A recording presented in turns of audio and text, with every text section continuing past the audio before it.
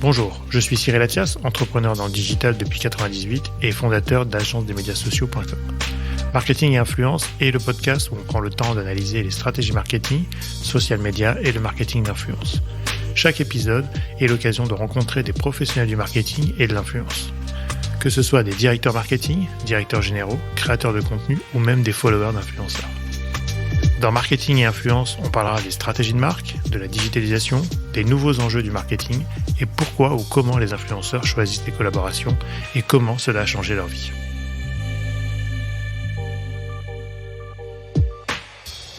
Moi, je pense que le Graal du one-to-one sera atteint quand le client final, le consommateur, réclamera autant que la marque la réception d'un message.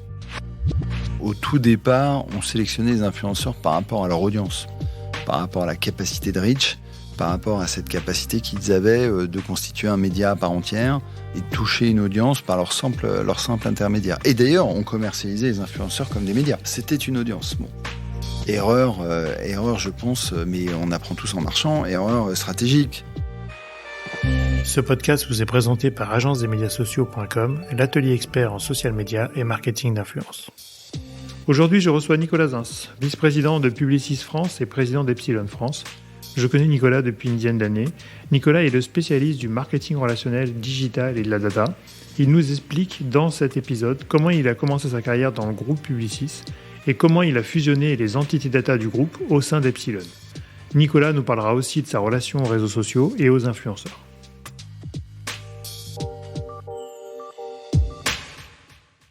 Bonjour Nicolas. Bonjour Cyril. Comment vas-tu ? Très bien. Nicolas, est-ce que tu peux nous raconter ton parcours très riche, mais en quelques minutes ? Challenge. Challenge.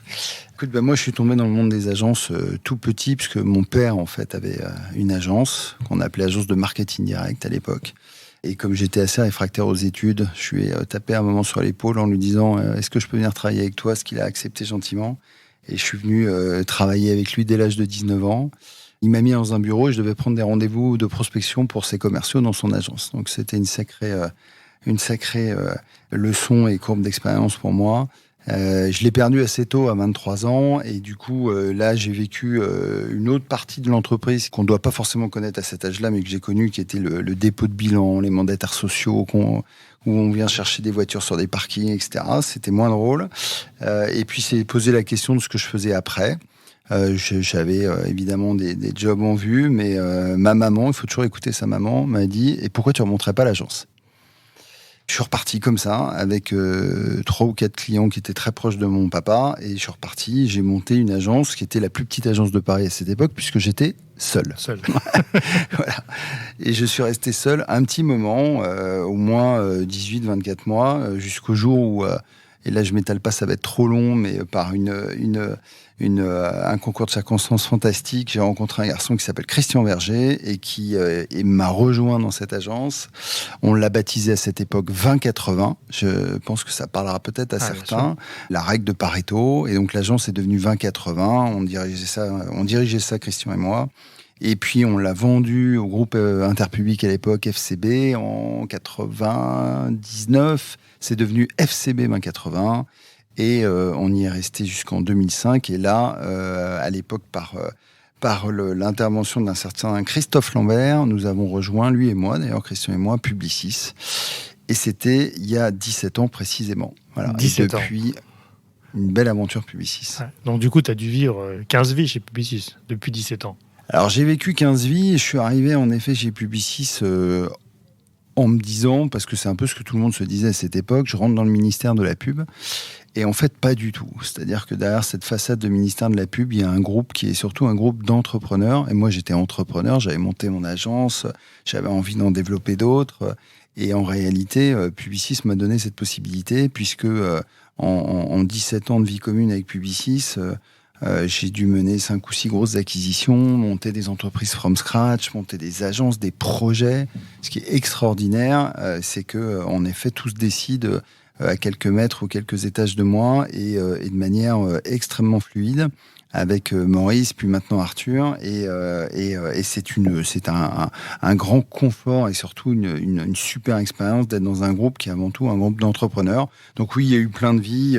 Je suis rentré pour diriger une agence qui s'appelait Publicis Dialogue à l'époque, puis j'ai pris ensuite l'ensemble des entités de marketing service, puis ensuite un élargissement du scope à la data. Et aujourd'hui, j'ai la grande chance de m'occuper de l'ensemble des agences créatives, data et de la production. D'accord, donc là, tu as le scope complet. Tu as tous les métiers ou les plus principaux de J'ai du 3 des 5 grands métiers Ouais. de Publicis. Il y a 5 métiers. Le média, que je n'ai pas, Gauthier Piquet, qui gère le média en France. La technologie, qui est donc la marque Sapiens, que je n'ai pas non plus. Et ensuite, il en reste 3 autres. La data avec Epsilon, que je préside et qui est une magnifique expérience. La production, l'ensemble de la production de nos métiers, publicitaires évidemment, les films, etc., mais aussi production digitale, l'ensemble de la production du contenu, réseaux sociaux, etc., Prodigious. Et enfin, la dernière verticale, qui est la verticale la plus riche, celle qui est sans doute qui est surtout celle qui est le point de départ du groupe Publicis, qui est toutes nos agences créatives. Saatchi, Léo Burnett, Marcel, Publicis Conseil, etc. Voilà. Donc ouais, c'est un super scope extrêmement varié, avec un nombre de problématiques très, très, très, très large. Et du coup, forcément, on se lève le matin en courant au bureau. Ouais, j'imagine. C'est plutôt sympa. Ouais. Donc là, vous avez lancé Epsilon France il y a très peu de temps, il y a à peu près 1 an, je crois, c'est ça Un peu plus que ça. On l'a lancé en octobre 2019. 19, ouais, c'est ça. En grande pompe, c'était super, magnifique entreprise issue de plusieurs actifs data qu'on avait en France. Et puis, mars 2020, le ciel nous tombe sur la tête. Ouais, comme tu le le monde sais. s'arrête, on est d'accord. Le monde s'arrête, et pour tout le monde. Mais alors, assez particulièrement pour Epsilon, puisque Epsilon, une des particularités, c'est qu'un tiers de nos effectifs, c'est-à-dire quand même 250 personnes sur les 700 et quelques qui composent Epsilon, sont en régie chez nos clients. Donc, le 16 mars 2020, j'avais 250 personnes en bas des immeubles de mes clients pour nous dire qu'ils ne rentreraient pas dans l'immeuble, ce qui était normal. Et donc, en effet, ça a bousculé très, très sérieusement. Mais on s'est sorti de tout ça avec un Epsilon qui maintenant est en pleine forme. Donc Epsilon, c'est la structure data du groupe Absolument. C'est qui la structure regroupe donc data, tous les entités marketing du groupe. C'est historiques, les... ETO, etc., qui ont été maintenant réintégrées, c'est ça? Elle est composée en France de 3 entités majeures, ETO, Soft Computing, et des entités qui venaient aussi des agences médias, Publicis Média, qui avaient des entités spécialisées en data, plutôt ad-tech. Et donc, toutes ces équipes ont été rassemblées sous la bannière Epsilon, fusionnées, rassemblées dans des mêmes locaux, etc. Ça a été un travail considérable pour créer aujourd'hui, on va dire, le leader, ou parmi les top 3 leaders du data marketing en France. Ouais. D'accord. Donc, sa structure de clients, c'est des clients Publicis, plus d'autres clients, j'imagine? Alors, ce sont beaucoup de clients Publicis dans la mesure où on se situe comme un peu le pivot central data de l'ensemble du groupe. Donc, dès qu'il y a un besoin data, les entités du groupe se tournent vers nous. Historiquement aussi, beaucoup de clients de Publicis ont rejoint cette expertise et ce savoir-faire. Après, il n'y a pas de typologie de clients particulier. Ce sont tous les clients qui ont un enjeu data et qui souhaitent mettre la data au cœur de leur stratégie marketing.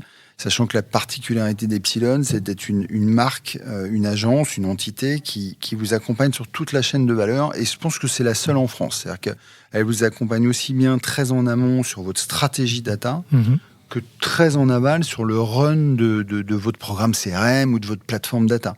Donc entre les deux, vous allez avoir évidemment l'enjeu du conseil, le build aussi. On aide nos clients à monter des stacks technologiques sur Adobe, sur Salesforce, sur Google, etc. On va faire du run de plateforme. On va évidemment intégrer là-dedans des métiers de création. Donc il y a, on ne le dit jamais assez, mais il y a un gros tiers des 700 et quelques collaborateurs qui vient du marketing en fait. Donc c'est pas une boîte de technologie, c'est une boîte de marketing et de technologie. Ouais. Voilà, c'est pas que des ingénieurs, c'est pas que des data scientists, c'est pas que des data ingénieurs.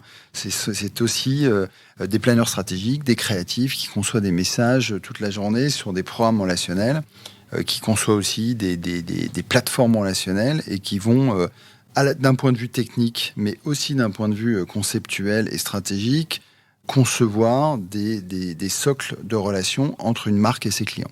Très bien. Ou ses prospects. Et aujourd'hui, Epsilon se nourrit de data propriétaires, j'imagine des clients, des marques, et aussi des data, des plateformes qu'on connaît tous de GAFA. Vous êtes aussi intégré à tous les types de plateformes ? Alors, Epsilon se nourrit de toutes les datas qui l'entourent. évidemment dans un contexte RGPD qu'on connaît tous. Contrairement à Epsilon US, qui est un grand possesseur de first party data, c'est-à-dire que la particularité d'Epsilon aux États-Unis, c'est qu'elle possède sa propre base de données, 250 millions de consommateurs américains, ce qui est une force de frappe absolument gigantesque. En France, c'est pas le cas. On travaille sur les bases de nos clients. En revanche, en effet, on est en architecture ouverte par rapport à l'ensemble des bases du client, du marché, de manière à faire en sorte que on puisse enrichir ces bases, qu'on puisse segmenter ces bases, qu'on puisse évidemment leur amener plus d'attributs, plus de connaissances, etc., etc.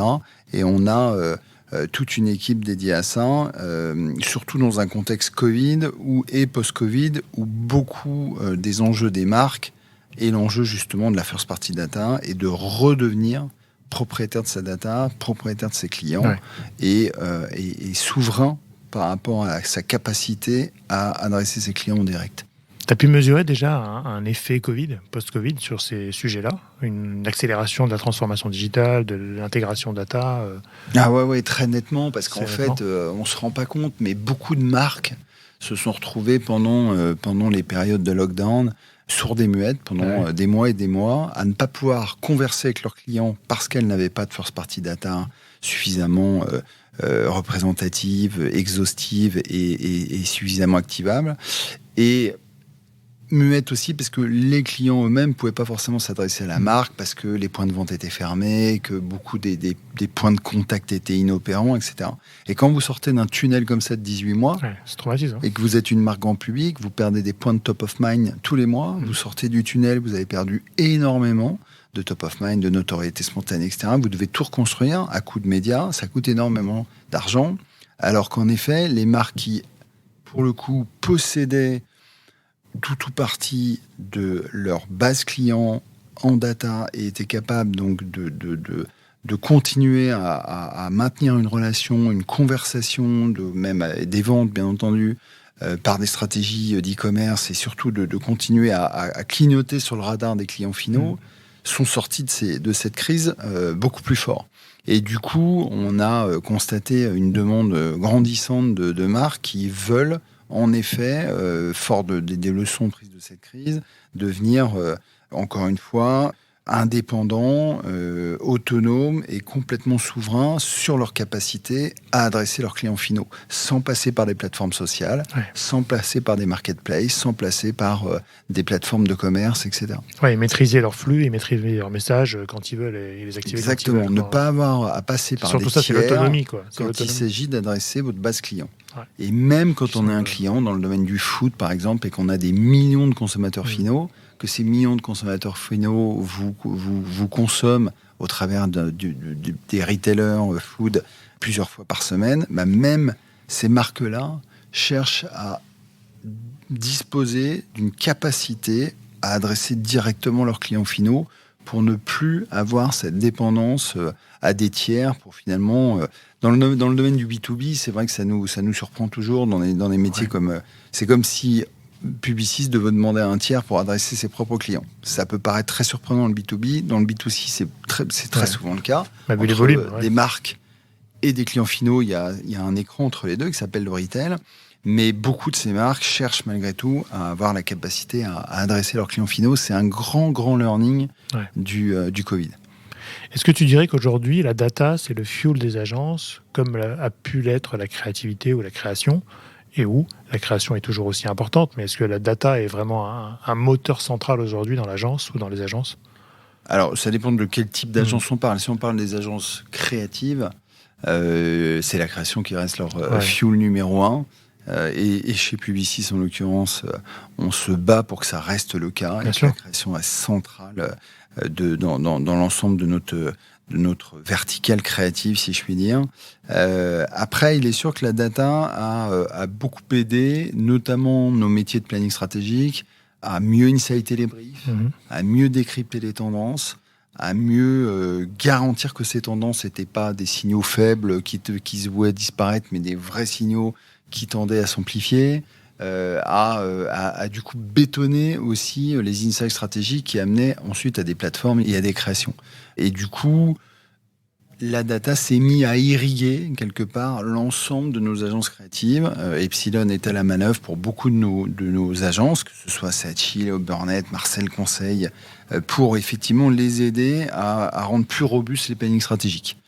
Mais elle est à un niveau d'irrigation, elle n'est pas à un niveau elle reste à sa place quelque part par rapport à une création qui évidemment reste le Graal de ces agences. Et en même temps, si tu as plusieurs segments, tu peux avoir adressé plusieurs créas, donc tu peux aussi alimenter les créations en insight pour développer des créations sur mesure. Quoi. Oui, c'est un peu ça le Graal du marketing. Exactement, elle est utile en fait, la data, quand il s'agit pas tant de concevoir le message central, qui reste la big idea, comme on dit souvent dans nos métiers, mais plutôt de venir effectivement de raffiner cette idée centrale pour la rendre plus personnalisée à l'ensemble des segments auxquels on va s'adresser. Et ça, dans un métier et dans un marché qui devient un marché de plus en plus de masse personnalisation, où en fait on a vraiment une capacité aujourd'hui d'adresser des masses à l'individu, que ce soit via le digital, que ce soit via même la télé, qui aujourd'hui devient personnalisable,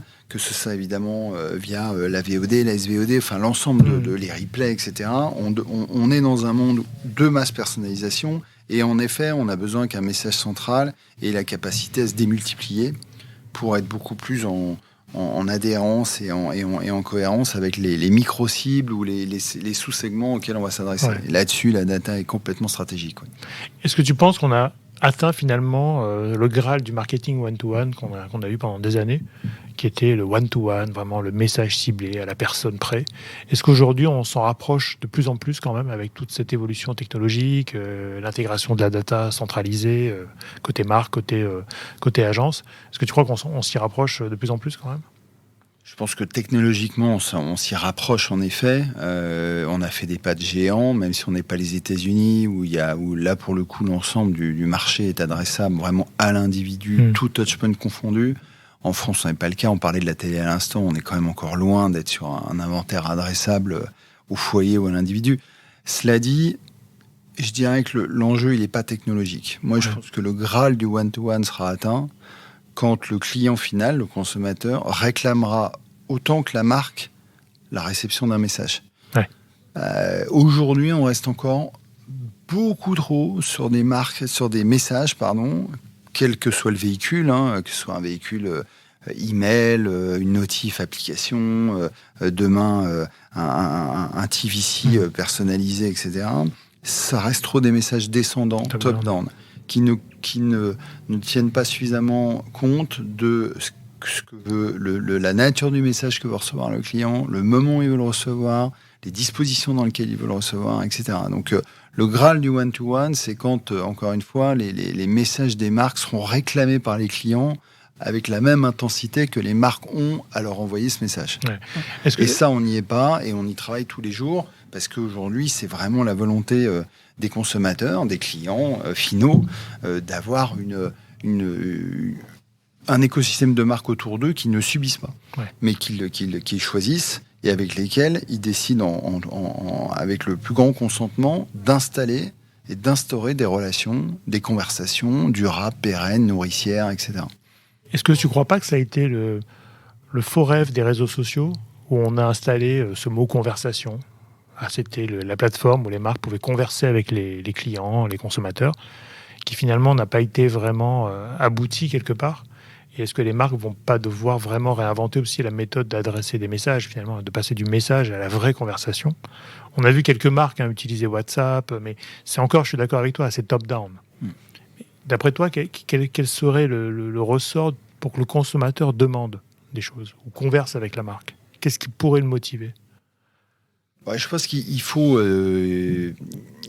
d'abord que les marques pivotent encore plus de modèles et effectivement basculent d'un modèle où souvent elles restent dans une logique assez descendante, dans une logique où le point de départ c'est plus le calendrier produit, les marronniers de la profession, donc le propre plan d'action commerciale de la marque plus que le plan de vie du client. Donc tant qu'on est là-dedans déjà, le rythme auquel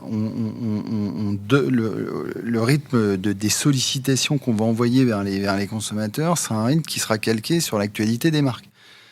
Si déjà on inverse complètement la logique en ayant des connaissances, et encore une fois, souhaitées par le client, donc ça nécessite un partage de la data, mais qui donc nous permet d'avoir une connaissance très, très fine des instants de vie, des moments de vie des clients, des moments importants pour eux, et que les marques viennent naturellement là-dedans, et plus dans une logique un peu d'ingérence, proposer leurs services, leurs produits, etc., on sera beaucoup plus pertinent. En fait, l'enjeu, c'est là, et c'est pour ça que quand même beaucoup des DNVB ou des pure players sont parfois meilleurs dans l'expérience que des legacy compagnies, c'est que elles sont parties d'une page blanche, c'est plus facile, et elles ont souvent pris le client comme point de départ, son comportement, ses habitudes, ses envies, et à partir de là, elles ont calqué la façon d'interagir avec lui, la façon de commercialiser les produits avec lui. Elles sont co-développées avec lui, presque. Elles ont co-développé avec lui, elles ont designé avec lui une relation. Et ça, quand vous êtes une legacy compagnie, c'est beaucoup plus dur à faire. Mais en revanche, je pense que c'est vraiment la vision cible. C'est d'être... en fait, que les marques descendent un peu j'allais dire de ce piédestal, le mot est fort, mais cette position un peu dominante qui est « c'est mon actualité qui prime ». Et se mettent à l'horizontale avec les consommateurs pour dire que l'actualité consommateur prime par rapport à l'actualité de la marque ou du retailer et OTO. On est à l'horizontale pour que et les réseaux sociaux devaient amener ça. Et c'est vrai que la présence des marques dans les réseaux sociaux est restée assez horizontale, assez verticale, alors qu'elle aurait pu s'horizontaliser un petit peu plus. Comment tu vois le secteur de la communication aujourd'hui ? Plus difficile qu'avant ? Plus simple ? Est-ce qu'on a des gens aussi côté marque un peu plus qualifiés par rapport à nos métiers digitaux ? Comment tu vois le marché de la com et les annonceurs ? C'est plus simple qu'avant, plus difficile ? Je pense qu'on a toujours brassé beaucoup, et c'est tant mieux, de profils agences sont partis chez nos clients, de profils clients qui sont revenus dans les agences. Donc tout ça est un champ de compétences qui circule en permanence, et c'est très bien. Le métier a énormément changé. Je dirais depuis 2007, l'arrivée de l'iPhone, la complexité d'une campagne. Nous, on le voit très bien parce que avant, pour produire une campagne d'une marque, quelle qu'elle soit, dans un secteur, je dirais qu'on produisait peut-être 50, 70 assets, 70 matériels de campagne. De l'affiche, un message radio, une bannière, un display digital. C'était normé. Aujourd'hui, sur des grosses campagnes multi-pays, avec donc l'ensemble des réseaux sociaux, l'ensemble des besoins qu'ont ces réseaux sociaux, etc., il nous arrive très régulièrement d'aller jusqu'à 1000 assets par campagne. Donc la complexité a complètement explosé. La capacité à aller produire des micro-contenus a été extrêmement importante. Et donc, en fait, clients et agences se tiennent main dans la main pour faire face à ces changements. Après, la réputation du métier en elle-même, moi, je suis assez finalement content de voir on s'en a du mal à se réjouir de la période dans laquelle on est avec tout ce qui se passe dans le monde, mais au moins on s'aperçoit que le métier de la communication et de la publicité, qui sert à financer, il ne faut pas l'oublier, nos médias, 100% de la télé est financée par la pub, 60% de la presse est financée par la pub, nous permet d'avoir des médias libres comme on en a en France. Quand on voit quand même comme ils sont muselés par ailleurs, on se dit que c'est une énorme chance. Et cette chance... elle n'est pas fortuite, elle est liée directement à l'existence de métiers publicitaires et à l'existence surtout de budgets de communication que les marques mettent en place pour pouvoir irriguer ces médias. Et donc, quelque part, après avoir un peu tout entendu sur ces métiers, dans une société de consommation à outrance, etc., je suis content d'entendre on a ce rôle extrêmement utile de financement des médias et aussi d'infléchir les comportements des clients et des consommateurs, de les aider à progresser sur tous les grands combats qui sont les nôtres dans la société. Est-ce que tu as vu les annonceurs maintenir leur confiance au niveau des partenaires agences ou est-ce que tu as vu des annonceurs plutôt vouloir réinternaliser certaines fonctions qu'avant ils sous-traitaient à des agences ? Est-ce que tu as vu un comportement d'ouverture ou de repli sur soi-même de la part des marques ? Ouais, là aussi, c'est un grand mouvement de balancier et c'est assez. C'est pas des mouvements marché, c'est plutôt des mouvements d'entreprise en fait. Hein. Donc chaque marque a son propre rythme et ces rythmes sont des rythmes d'internalisation puis d'outsourcing parce que les deux modèles ont des points forts et des points faibles. L'internalisation, c'est très séduisant du point de vue de la transmission des savoir-faire, de la capacité à avoir en effet une forme d'apprentissage commun sur les métiers qui sont des métiers clés qu'on a envie d'avoir au cœur de la machine. Après, la vraie difficulté, c'est la fidélisation des collaborateurs, la fidélisation des talents. Ouais. Les perspectives qu'on offre à ces talents, parce que quand on est monomarque, contrairement à des groupes comme les nôtres, où on peut les faire circuler sur 7, 8, 10 marques différentes, il peut y avoir une forme de lassitude. Donc il y a beaucoup de talents qui à un moment disent je veux m'ouvrir à un autre univers. Voilà. Et à l'inverse, quand c'est logé dans des groupes comme les nôtres, il peut aussi y avoir vécu, en tout cas par nos clients finaux, des points forts et des points faibles. Donc c'est un mouvement de balancier. Et j'aurais du mal à dire où on se situe dans le balancier. Encore une fois, ça dépend vraiment des marques, chacun ayant son propre rythme. Mais c'est sûr que sur la data et le digital, les balanciers s'accélèrent, on va dire. Ouais, hein. Les cycles sont de 3 ans, 4 maximum, où vous passez d'un modèle où on s'est dit « je vais tout centraliser ». Et tout internaliser, c'est fou, à un modèle où je me dis, en fait, ça marche pas, je vais tout remettre à l'extérieur. Ouais. C'est assez rigolo à observer, pas simple à gérer, mais ouais, c'est marrant à observer. Tu crois que c'est spécifique à l'Europe ou c'est globalisé par rapport à ton expérience dans le groupe? Parce que tu vois d'autres marchés qui ont tranché sur ce débat-là, finalement, et... Enfin, après, c'est pareil aux marques, ça dépend des marques. Non, je pense que c'est pas du tout spécifique à l'Europe, c'est effectivement aussi lié à la volonté, on l'observe aussi beaucoup, des entreprises de maîtriser énormément ce qu'elles émettent d'elles-mêmes. C'est-à-dire qu'on observe de plus en plus d'entreprises qui passent de marques qui étaient sur des modèles multilocaux, où finalement la marque était une marque globale, mais selon ses marchés, elle était avec des facettes de sa personnalité qui pouvaient varier en fonction du marché dans lequel elle s'implantait, à des marques résolument globales et qui ont la même story, la même equity, le même récit d'un point à l'autre de la planète.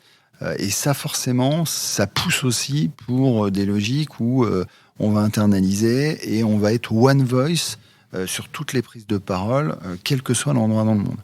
Ça aussi, il y a des mouvements de balancier. Aujourd'hui, on le constate sur pas mal de marques qui, effectivement, veulent être dans cette logique de prise de parole extrêmement constante et consistante partout dans le monde au même moment. Ouais, et toutes les marques ne peuvent pas se le permettre. Alors, toutes les marques ne peuvent pas se le permettre. Des marques comme Tesla qui sont incarnées par un fondateur et qui n'ont pas de réseau de distribution, qui vendent en direct, qui vendent sur Internet, qui précommandent des voitures en keynote.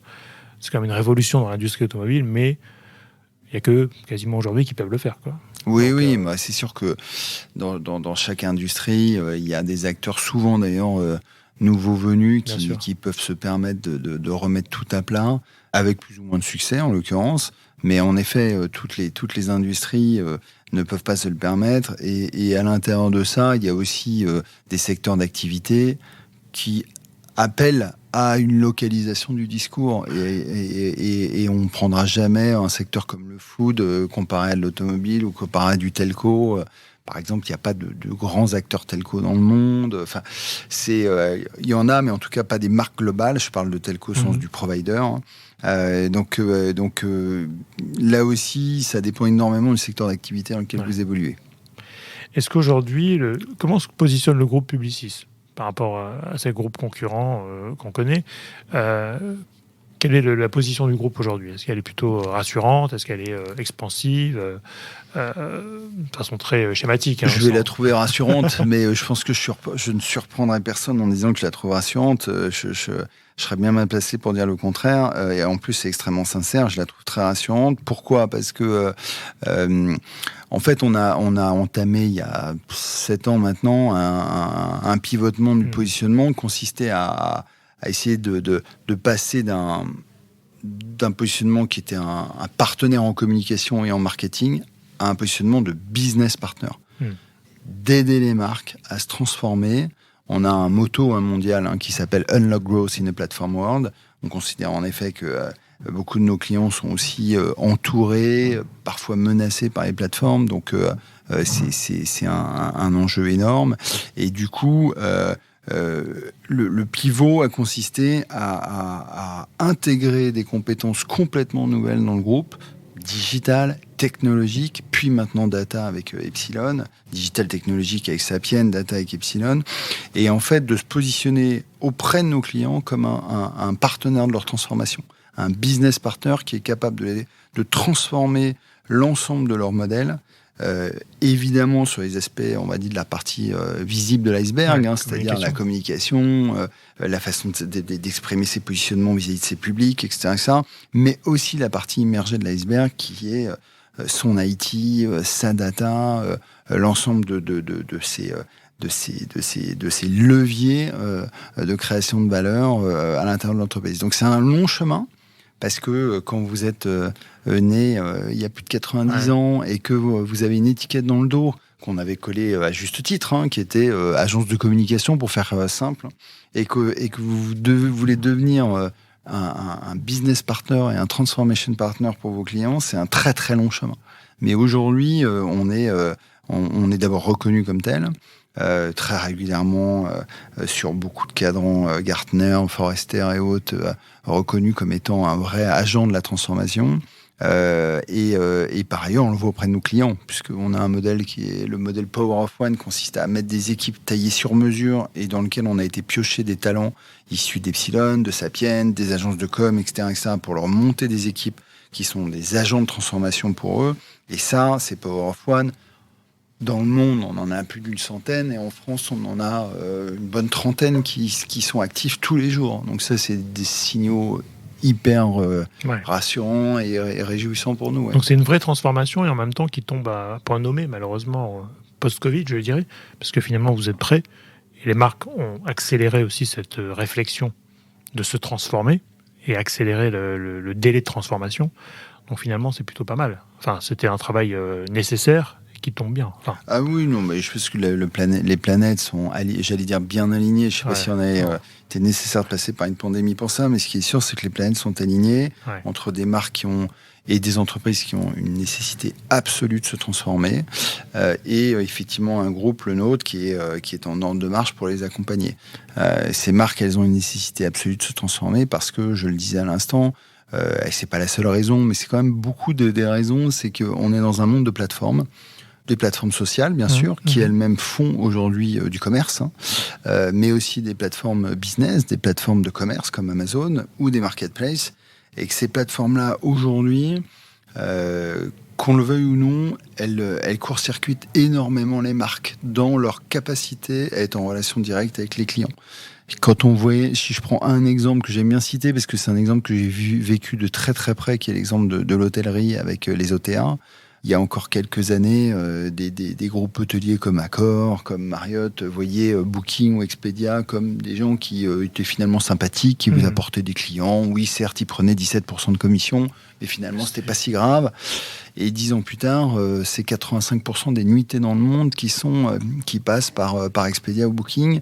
Et aujourd'hui, quand même, on ne peut pas nier le fait que les groupes hôteliers ont perdu une partie de l'accès direct à leurs clients finaux, au profit de ces intermédiaires qui sont venus, comme la stratégie du coucou, c'est ce qu'on appelle la stratégie du coucou, subtiliser en fait la relation client entre les hôteliers et les clients finaux. Et donc ça menace beaucoup de secteurs d'activité.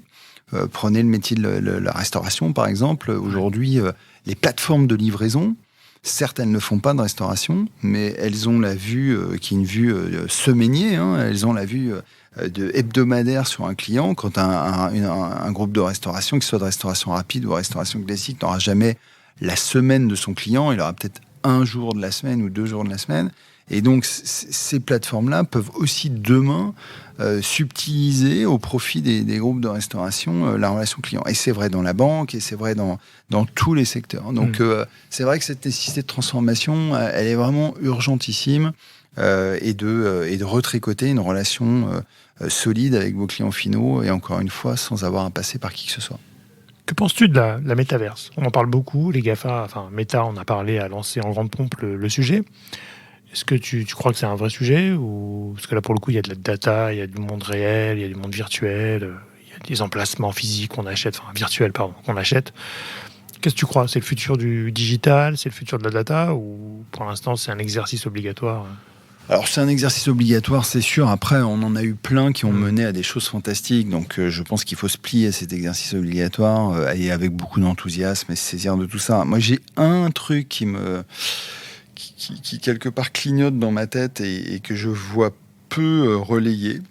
Et moi-même, je l'ai peu relayé, pour être franc, parce que le temps m'a manqué par rapport à ça. C'est l'impact écologique, en fait. C'est-à-dire qu'on en parle très peu. Je suis étonné que peu d'observateurs en parlent. Je suis pas le mieux placé pour en parler. Par contre, je sais à quel point l'impact de toutes ces innovations connectées entre elles, c'est-à-dire blockchain, NFT, metaverse, c'est un impact en termes de consommation énergétique qui est en dehors de tout réalisme et de toute considération. Est-ce que c'est raisonnable ? J'ai un très très gros doute. Et surtout, est-ce que c'est conciliable avec des discours par ailleurs parallèles de grandes marques qui savent à quel point elles doivent se transformer du point de vue de leur empreinte environnementale ? Ça m'interroge. Voilà, j'ai pas de conclusion à ce stade, mais je vois pas très bien comment on peut concilier des investissements à fond dans ces nouveaux univers, certes sans doute enthousiasmants, mais qui encore une fois ont un impact qui sera difficile à atténuer, parce que même si ce sont des technologies naissantes, elles restent extrêmement énergivores. Et par ailleurs, une nécessité absolument absolue pour ces marques de baisser leur impact global. Voilà. Donc après, évidemment, le groupe les investigue. On est très en pointe sur ces sujets-là aussi. Mais moi, et là je parle à titre personnel, j'ai cette petite lumière dans ma tête qui me dit ça va être compliqué quand même. C'est vrai que c'est bizarre quand même. D'un côté, on roule à pied, enfin, on marche à pied, et d'un autre côté, on fait tourner des machines pour des mondes virtuels où il y a peu de monde encore, où il y aura peut-être peu de personnes, et ça va que s'augmenter. Ça ne pourra pas réduire. Donc ça ne peut que nous interroger, nous étant dans le cœur de la machine avec nos clients. Il faut investir dans l'électricité alors. c'est ça le truc. Parlons un peu réseaux sociaux. Le groupe fait les réseaux sociaux, évidemment, c'est intégré à l'offre aujourd'hui, mais quelle est la part des réseaux sociaux ou le marketing d'influence dans le groupe aujourd'hui ? Ou est-ce que tu penses que c'est un sujet stratégique, naturel par rapport au développement de campagne, etc. Ou quelle est la part des réseaux et de l'influence dans le groupe ? Alors, pardon, je touche le micro en même temps. La part des réseaux est évidemment énorme, mais je pense que c'est pas propre à Publicis. On est en 2022, toutes nos grandes agences et nos petites d'ailleurs ont nativement intégré et sont intrinsèquement maintenant équipées, irriguées par des compétences social media et influence. On a fait également des structures dédiées. On a une structure par exemple comme Everyday, qui est une structure qui aujourd'hui en France aide les agences aide les clients sur l'ensemble de leurs besoins, comme son nom l'indique, au quotidien, dans les interactions avec les clients finaux au travers des réseaux sociaux. Et donc là-dessus, évidemment, l'usage d'influenceurs est quotidien. Voilà, après, oui, je dirais que c'est tellement maintenant intimement lié à nos activations quotidiennes qu'on en fait une espèce de case cochée dans l'ensemble des équipements classiques de n'importe quelle de nos structures. Je me rappelle, il y a 10 ans, quand même, c'était pas le sujet. Non. On en discutait déjà à l'époque, mais c'était balbutiant et ça s'est accéléré aussi. Je pense que le Covid a aussi accéléré. Beaucoup de groupes avaient fait le choix d'ailleurs finalement de le sortir des agences, on va dire, historiques pour mieux finalement l'apprivoiser, le développer on the side pour ensuite les réintégrer. Nous, c'est un peu le modèle qui a été fait. On a beaucoup développé à côté et on a réintégré ensuite. Alors après, il y a des agences plus natives sociales que d'autres quand même. Que penses-tu des réseaux sociaux à titre personnel ? Est-ce que tu es consommateur de plateformes ? Est-ce que tu as une plateforme préférée ? Et que penses-tu, toi, en tant qu'utilisateur des plateformes ? Alors, moi, je suis très utilisateur de plateformes business, Ouais. donc très utilisateur de LinkedIn. Et après, à titre perso, un peu d'Insta. J'ai complètement abandonné Facebook depuis, je pense, 3-4 ans maintenant. Je te raconte, mais je crois que j'ai pas rouvert une appli Facebook depuis tout ce temps-là. Ouais. À un moment, ça m'a lassé, on va dire. Voilà, après, oui, et honnêtement, alors à titre professionnel, j'y vois beaucoup de vertus. Vraiment, je trouve que c'est extrêmement riche. Et ça sait rester dans son univers professionnel, sans dérive ou de rares dérives. Donc c'est très, très riche et on sait pourquoi on y va. Et on sait pourquoi on y passe du temps. Voilà, après, c'est vrai qu'à titre perso, je suis plus concentré sur un réseau social. J'ai pas le temps de les multiplier. Donc toi, c'est LinkedIn. C'est LinkedIn et Insta, quand on en inspiration. est plus sur ses centres d'intérêt, voilà, exactement, en inspiration. Est-ce que tu crois que les réseaux sociaux sont, pour les créatifs ou les data scientists, une opportunité ? Est-ce que tu penses qu'on peut aller dans ces réseaux, avoir des insights ? On parlait d'insights tout à l'heure pour les planner strat, mais est-ce que c'est un vrai focus group live, des tendances, etc. Et est-ce que ça peut vraiment venir alimenter des marques comme Epsilon au quotidien ? Ah oui, mais pour le coup, ça peut et ça le fait. Ouais. C'est-à-dire que là, pour le coup, l'horizontalité des réseaux sociaux, cette capacité à générer de la discussion autour de tous les topics, quels qu'ils soient, donne un air de jeu pour la data, de récolte d'informations, de signaux faibles, de réactions par rapport à des sujets qui font qu'à un moment, par du social listening, par tous les moyens mis à disposition, on est capable en effet de capter finalement un flux d'informations que dans des systèmes descendants que les marques utilisent par ailleurs, médias, on va dire classiques, on ne génère pas en fait. Parce que dans les systèmes classiques descendants, médias, on ne générera pas la conversation qu'on peut générer sur du social. Du coup, c'est hyper précieux. Ça doit être en revanche capté, structuré, raffiné et restitué. C'est-à-dire que quand on le prend comme ça, de manière un peu brute, c'est difficile d'en sortir des learnings solides. En revanche, quand c'est manipulé, que c'est réconcilié et que c'est en effet raffiné et ensuite restitué notamment à des planeurs ou à des équipes agences, il y a de l'or en barre dans ce genre de plateforme. Et est-ce que tu crois qu'aujourd'hui les plateformes, donc les GAFA, qu'on appelle communément les GAFA, ont trop de pouvoir par rapport à ça ? Parce que finalement, on parlait tout à l'heure de réinternalisation de la data. Mais aujourd'hui, on peut se rendre compte que ces plateformes ont peut-être 80% de la data de consommation qui circule ou de typologie. Est-ce que tu crois que du coup, c'est un danger ou pas pour les marques aussi d'avoir quand même fait confiance à ces plateformes qui nous alimentent en permanence ? Oui, enfin, je pense que c'est un très grand danger et c'est une forme de finalement de retournement de situation qui en a pris plus d'un au dépourvu. C'est-à-dire que moi, j'ai commencé ma carrière plutôt dans des agences, comme je le disais en tout début d'entretien, de marketing direct, de CRM. J'ai vu dans les années 2005, 2007, l'arrêt complet de ces agences CRM, ou en tout cas des priorités CRM dans les marques pour aller vers le digital social, avec plus ou moins de succès, mais surtout avec une logique qui était assez précipitée et qui faisait qu'on balançait quand même une grande partie d'investissement dans des walled gardens où on ne récupérait jamais de data. Et ce qui explique que beaucoup des patrimoines data aujourd'hui des marques sont finalement assez pauvres. Alors que dans les années où même l'ensemble des leviers étaient moins à même de générer cette data, puisqu'on avait moins de digital, on était beaucoup plus, si on revient sur des enjeux de CRM, on était beaucoup plus sur du papier à cette époque, etc. Et pourtant, on était plus riche en data parce que ça restait une priorité de l'entreprise. Quand le digital, le social est arrivé, il y a eu une espèce de changement de braquet vers ces leviers-là.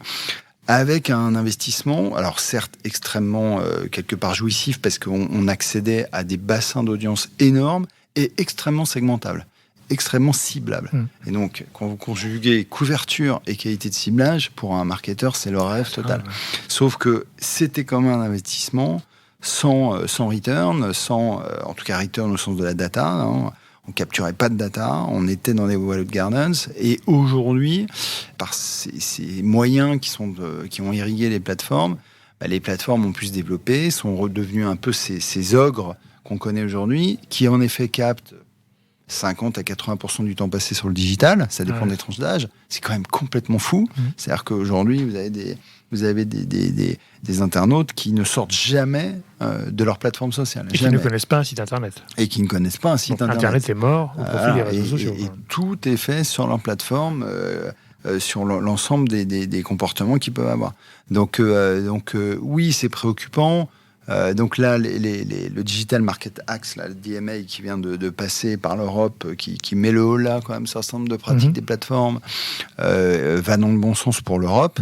Mais je dirais, il est grand temps de rééquilibrer un peu les pouvoirs et de laisser aux marques la capacité de disposer de leur propre écosystème sans faire que l'entièreté du web soit trustée par 4-5 plateformes qui ont mis la main mise sur 90% du temps passé sur le digital. C'est un peu dommage quand on sait à quel point ce levier digital pouvait être fantastique pour les marques. Donc un équilibrage quand même, hein, entre la data qu'on possède d'un côté, ce que possèdent les plateformes. Il faut rééquilibrer ça d'urgence, mais pour le bien de tous. Même, je pense, pour les GAFA, c'est même pour eux une histoire de survie. Il faut rééquilibrer ça d'urgence pour que pour les GAFA et pour les marques, il n'y ait pas d'effet de répulsion réciproque et qu'à un moment, tout ça avance en ayant des intérêts liés. Tout à fait. Parlons des influenceurs un petit peu. Côté data, est-ce que tu penses qu'aujourd'hui les influenceurs sont aussi une source de data potentielle, intéressante, comme peut l'être les plateformes? Oui. Là aussi, un influenceur, encore peut-être même plus qu'une plateforme, on va dire, en mode pilotage automatique, un influenceur va générer de la conversation.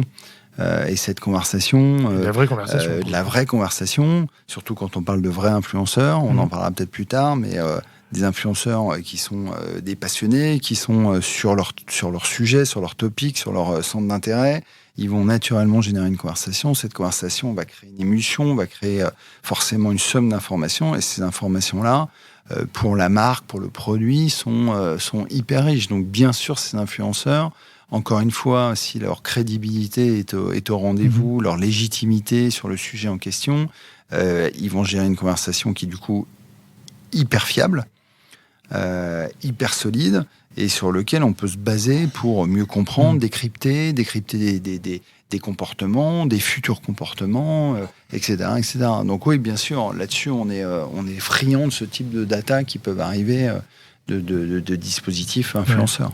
Et qu'est-ce que tu penses des influenceurs, ou du marché des influenceurs? Tu l'as vu arriver, tu l'as vu s'installer, se développer. Aujourd'hui, quelle est l'image que tu en as? Et pour toi, quels sont les potentiels de ce segment, enfin en tout cas de ce marketing d'influence, qui sont intéressants d'après toi? Je pense qu'on a beaucoup, et pour le plus grand bien de tous, beaucoup évolué, et nos clients et nous, agences, sur ce sujet des influenceurs. Au tout départ, on sélectionnait les influenceurs par rapport à leur audience, par rapport à la capacité de reach, par rapport à cette capacité qu'ils avaient de constituer un média à part entière, et de toucher une audience par leur simple intermédiaire. Et d'ailleurs, on commercialisait les influenceurs comme des médias. Comme du média, c'était une audience. Du média, c'était une audience. Bon. Erreur, je pense, mais on apprend tous en marchant, erreur stratégique, parce qu'on en a fait des médias qui ont du coup cherché de manière un peu boulimique à justement accroître les audiences, souvent de manière complètement artificielle, pour justement dire c'est moi qui ai la plus grosse audience. Bon. Il y a un gros changement de market depuis quelques années maintenant sur des influenceurs qui sont pas sélectionnés pour la taille de leur audience, mais qui sont sélectionnés pour la qualité de leur audience. Et cette audience, elle a été constituée justement par rapport à eux-mêmes, leur crédibilité. Sur le sujet sur lequel ça peut être du bricolage, de l'automobile, de la finance, des crypto-monnaies, tout ce qu'on veut. Il y a une légitimité, une crédibilité qui est assise. À partir de là, se crée en grappe une forme d'audience extrêmement sélective, extrêmement qualitative. Et de là, on peut là commencer à construire quelque chose. Et donc, c'est un changement de doctrine complet et qui, pour le coup, devient hyper vertueux pour les marques parce qu'en effet, à partir de là, on s'accroche à quelqu'un qui a une influence réelle, qui a une crédibilité, qui est entendu pour sa qualité d'expert. Si en plus, et ça c'est le Graal pour nous, il est content maker, c'est-à-dire qu'il sait lui-même produire du contenu et qu'on a capacité à quelque part lui déléguer cette production de contenu plutôt que d'être derrière lui pour le back-upper, parce que c'est pas naturel dans ce genre d'environnement, réseaux sociaux, c'est parfait. Et du coup, voilà, nous aujourd'hui, les stratégies qu'on a sur l'influence dans nos agences, c'est plutôt d'être beaucoup plus aller chercher des pépites rares avec des niveaux de crédibilité, de légitimité extrêmement élevés. Après, si l'influence, grâce à ce niveau de crédibilité, légitimité, si l'influence et l'audience grandit, mais tant mieux. Mais c'est pas le point de départ. Ça, c'est le point d'arrivée, c'est plutôt le résultat. Et le point de départ, c'est en fait une caisse de résonance, même petite, mais hyper crédible. Ça, c'est le point de départ. Et avec cette capacité d'être un content maker et de développer du contenu qui sont, si possible, dans les standards de qualité de la marque. Ça a été aussi longtemps un problème. Hein. C'est un des influenceurs qui développait un contenu qui était complètement en décrochage complet avec des standards de qualité que la marque avait partout par ailleurs sur l'ensemble de ses touchpoints. Et là, du coup, on faisait tâche, entre guillemets. Donc, c'était pas possible. Donc, quand on arrive à avoir ces standards de qualité sur la production du contenu et porté par quelqu'un qui a une crédibilité forte, on aligne bien les planètes. Du coup, on revient quand même au b.a.-ba des influenceurs qui étaient les blogueurs. C'est-à-dire qu'à l'époque, c'était vraiment des gens passionnés, qui avaient un blog, qui monétisaient très peu d'ailleurs leur collaboration, mais qu'on venait chercher pour leur passion, leur audience et leur trustabilité quelque part, c'est-à-dire leur autorité. Tout à fait. Enfin, ils étaient autoritaires, pas au sens russe du terme, mais au sens où ils faisaient autorité. Absolument. Ça, je pense, c'est une bonne nouvelle quand même. Alors, ça, après, il faut quand même mettre de côté les gens de la télé-réalité, qui font beaucoup de bruit aussi sur ce marché et qui ont, je trouve, moi, tendance à fausser un peu les routes et à faire naître un peu un sentiment de gros mots dans le mot influenceur, qui se sont réappropriés eux-mêmes. Donc c'est là où il faut faire attention, mais ça, j'imagine que vous ne travaillez pas du tout avec ce genre de gens ou qui peuvent avoir un intérêt peut-être des fois sur des marques, mais qui sont moins trustables pour le coup. On travaille très peu avec ce genre de personnalités. Ils n'auront un intérêt que si, parmi tous les centres d'intérêt, les topics qu'ils revendiquent, et Dieu sait qu'ils sont nombreux, parce que le matin, ils vont vendre une cafetière et l'après-midi, ils vont vendre un voyage ou une voiture. Ou l'eau du bain. Ou l'eau du bain, c'est arrivé. Si parmi tout ça, il se trouve qu'il y a un centre d'intérêt qui est réel, crédible et en effet étayé, on l'exclut pas, mais c'est le point de départ. Et ça sera non négociable parce que l'audience pour l'audience, c'est terminé. Et surtout, en effet, quand c'est mal maîtrisé et du coup mal restitué. Que penses-tu du live shopping ? On a beaucoup aussi parlé du social commerce. Alors, au sens large du social commerce, mais est-ce que le live shopping, pour toi, est un... Je sais pas, qu'est-ce que tu en penses ? Est-ce que c'est un vrai sujet ou est-ce que c'est vraiment qu'un sujet asiatique et qui est... Non, on pense à Publicis, parce que je ne suis pas le seul à penser que c'est un énorme sujet. Parce qu'en fait, quand on réfléchit bien, le live shopping, c'est le vrai miroir du point de vente. En fait, le vrai miroir du point de vente, du point of sales, ce n'est pas l'e-commerce. Parce que un point de vente peut être très sympa à visiter, peut être une vraie expérience, peut être un vrai enjoyment, peut être un vrai échange avec des conseillers, des vendeurs, etc. Tu retrouveras rarement ça sur un site d'e-commerce, aussi bien fait soit-il. C'est pas le sujet. Par contre, le live shopping, on sait retrouver ça. Et du coup, le live shopping, avant d'être une expérience de commerce, c'est une expérience de marque. Et ça, c'est hyper intéressant. Parce que quand on est face à des audiences et face à des clients, des prospects, qui de plus en plus quand même sont devant des écrans et pas forcément tous en magasin et en train de faire du shopping physique, et bien pouvoir redescendre cette expérience de marque et ne pas être face à un site d'e-commerce et une expérience e-commerce un peu quand même sèche, un peu straight to the point, c'est une grande aide. Et du coup, nous, on adore le live shopping. Pour ça, c'est la première raison. La deuxième, c'est que, et en ça, c'est aussi le reflet un peu du magasin, c'est que le live shopping, c'est quelque chose qui peut vivre au rythme d'un plan d'action commercial aussi bien qu'un magasin et qu'un réseau de magasins, qu'un retailer. Un retailer a toujours un pack, un plan d'action commercial. Ouais.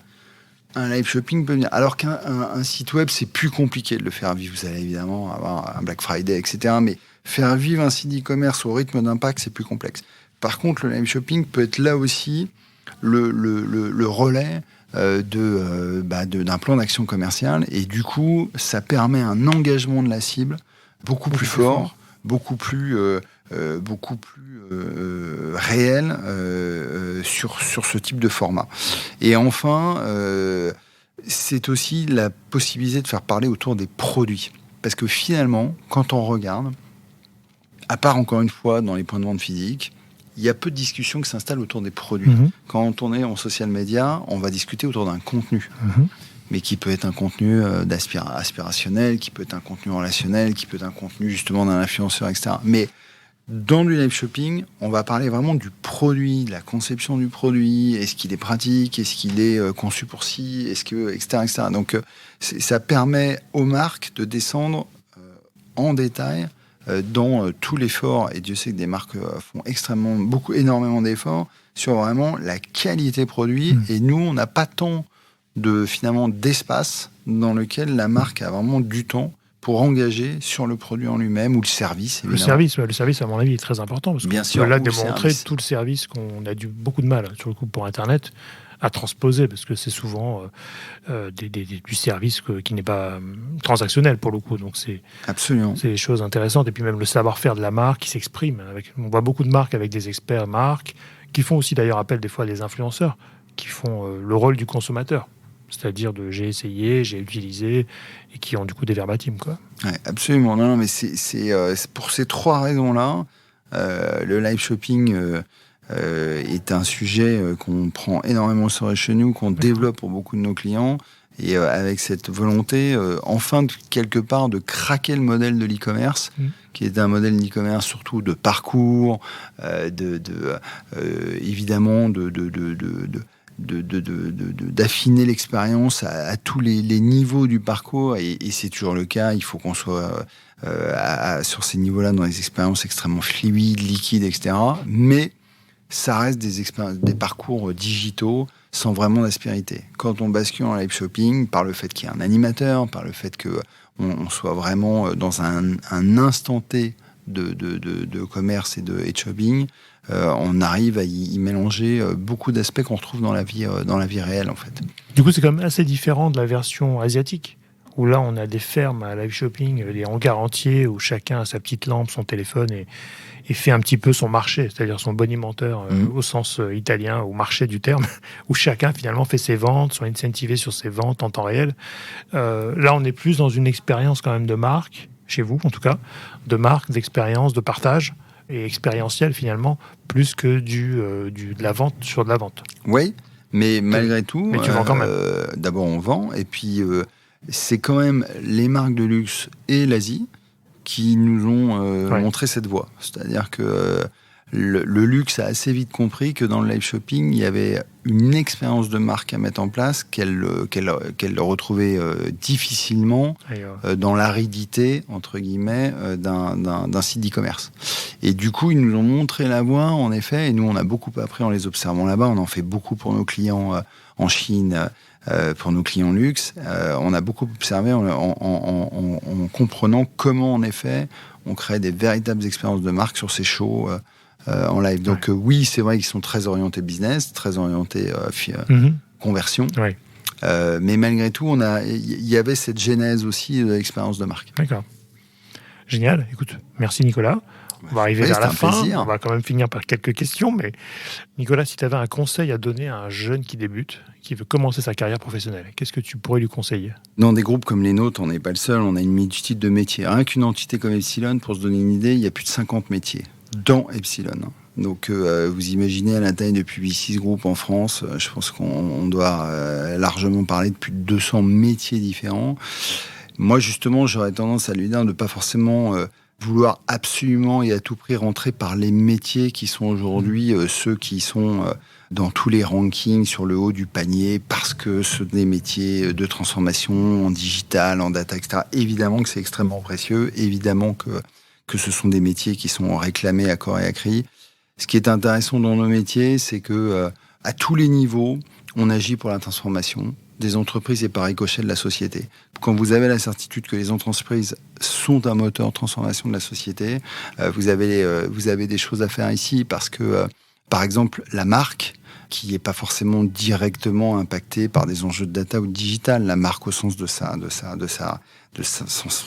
désirabilité, son sexiness, la marque est un élément hyper important. Je parlais des plateformes tout à l'heure. Quand on sait qu'un groupe comme Amazon a peut-être 150 marques un peu no-name, qu'elle poussera un jour ou l'autre dans sa plateforme Amazon, sinon je ne vois pas pourquoi elle aurait créé 150 marques no-name. Eh ben, il faut croire en la puissance d'une marque pour faire les bons choix et pas se retrouver à un moment auto-dirigé par des méga plateformes de commerce qui vous emmèneront à un moment vers la marque à laquelle ils arrangent. Donc, venez dans nos métiers, mais venez sans forcément vous dire qu'il y a à l'intérieur des 200 métiers qu'on peut représenter 5 métiers qui valent le détour. Tous nos métiers sont intéressants dès lors qu'ils participent à la transformation des marques et du coup de la société. Super. Si tu avais un livre à emmener sur une île déserte, est-ce que tu peux nous recommander une lecture ? Moi, je partirais avec la totalité des albums de Blueberry. Je suis un fan de BD et puis ça me rappelle tellement ma jeunesse où, pour le coup, on était peut-être tous un peu plus légers que voilà, je prendrais ça et un bon album de Supertramp dans les oreilles et tout ira très bien. Génial. Et des piles. Et des piles. Et une personne alors que tu pourrais me recommander de podcaster, d'après toi ? Ah bah, on va essayer de t'orienter vers Arthur ou Maurice. Ça serait super. Restons dans la maison. Exactement. Merci beaucoup, Nicolas. Merci à toi, Cyril. Très sympa. Très vite. Très sympa. Merci. Merci à toutes et à tous d'avoir écouté cet épisode. J'espère que l'émission vous a plu, inspiré ou diverti. Si c'est le cas, n'hésitez pas à le partager avec vos proches, votre réseau, laisser un commentaire et mettre une note sur les plateformes d'écoute. Vous pouvez me contacter sur LinkedIn en tapant Cyril Athias ou m'envoyer un message sur podcast@marketinginfluence.fr. À bientôt.